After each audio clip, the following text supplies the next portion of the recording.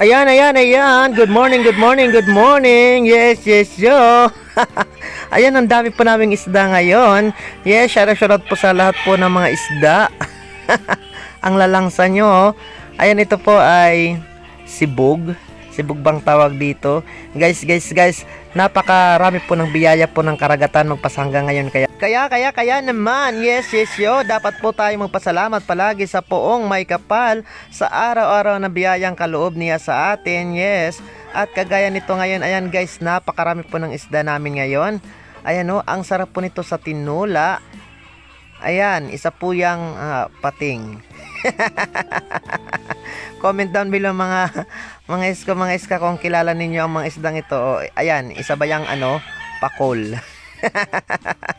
Ayan, ang dami-dami pong mga isda at napakayaman pa rin po ng dagat magpasahangga ngayon. Kaya naman, wag lang kayong umukaw, wag lang kayong mag-inasa na lang palagi sa pamimiesta at pananakgas. Maghulaw din kayo.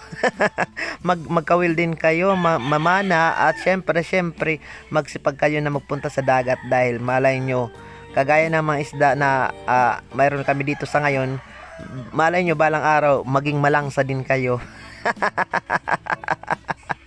Hindi, maging malangsa yung buhay ninyo. Ayan, malangsa ibig sabihin maging maalwan, maging maganda, maging maayos. Ayan, maging maalat. Ayan.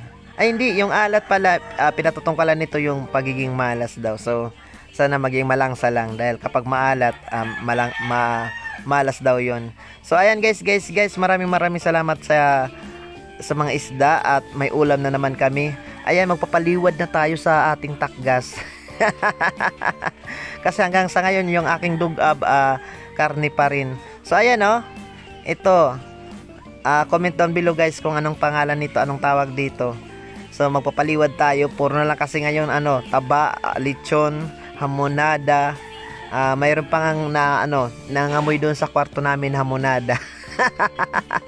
Ngayon naman po malangsa naman po yung ating uulamin natin ngayon dahil para naman kakaiba naman, hindi na lang puro na lang papananakgas. Ayan, ang haba-haba ng isdang ito at comment down below kung ano pong tawag dito sa kanya.